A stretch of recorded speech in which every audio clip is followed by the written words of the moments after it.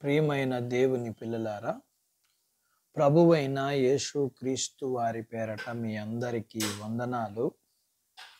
ప్రభువు వారి పేరట మీ అందరికీ శుభములు, దీవెనలు కలుగును గాక. ఈ ఉదయకాలం పరిశుద్ధ గ్రంథము నుండి దేవుని వాక్యాన్ని చదువుకుందాము. కీర్తనల గ్రంథము 9వ కీర్తన 18వ వచనాన్ని చదువుతున్నాము.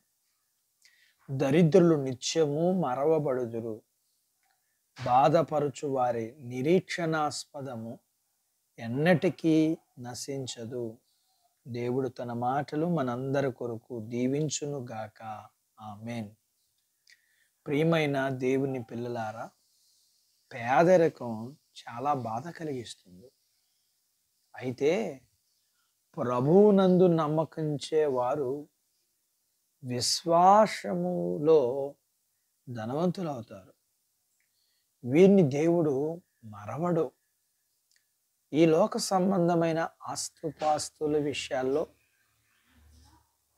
మనకు అన్యాయం జరిగినట్లు అనిపించినా ప్రభువారు ఈ పరిస్థితుల్లో అన్నిటినీ సరిచేసి సమయం కోసం విశ్వాసులు ఎదురు చూడాలి. పేద లాజరు ఎల్లకాలం ఆ ధనవంతుని బల్ల కింద పడే రొట్టె ముక్కలతో సరిపుచ్చుకోవలసిన అవసరం లేదు. అతడిలాగా అనగా లాజర్లాగా ఏదో ఒక రోజు అబ్రహాము రొమ్మును ఆనుకుని తనకు రావలసిన స్వాస్థ్యాన్ని పొందుకుంటాడు.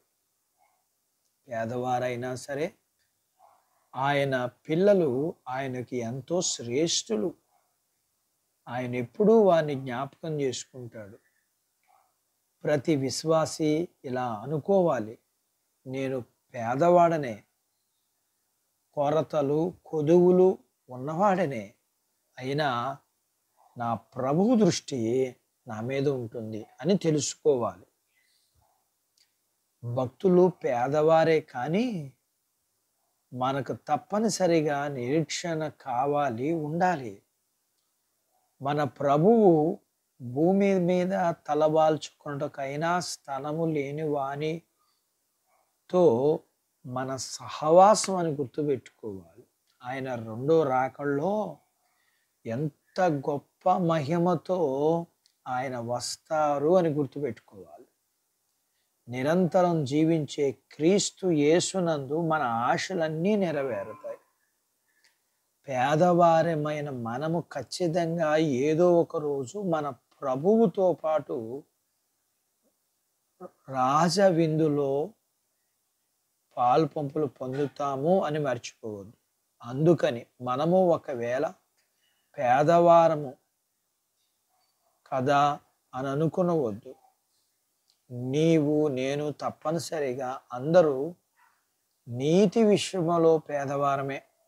కాబట్టి నీతి కొరకు ఆకలి దప్పికలు కలవారమని గుర్తించి ఆ నీతిని ప్రభువే మనకు అనుగ్రహించాలని గుర్తెరిగి మనము దేనిని బట్టి పేదవారమైన మన పేదరికాన్ని తీసివేసి ధనవంతులుగా చేయగల ఆయన వైపు చూద్దాం.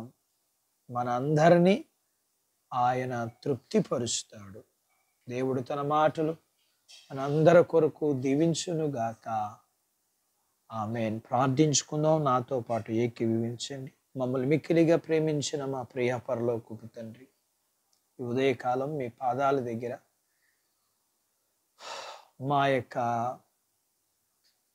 పేద స్థితిని బట్టి మీరు మమ్మల్ని విడిచిపెట్టేవాడుగా కాక మమ్మల్ని ప్రేమించి మాకు తోడుగా ఉండి మమ్మల్ని తృప్తిపరిచే దేవుడుగా, మమ్మల్ని విడవని వాడుగా మేము నేర్చుకొనడానికి మీ ప్రేమను, మీ యొక్క ఆదరణను మేము నేర్చుకోవడానికి సహాయం చేశారు.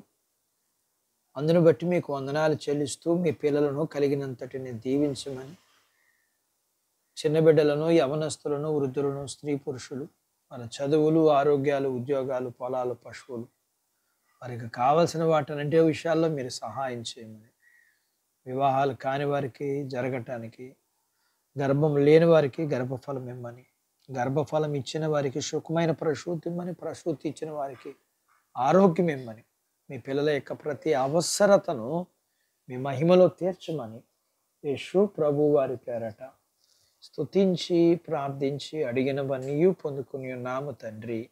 ఆమెన్. దేవుడు మిమ్మల్ని దీవించును గాక. ఆమెన్.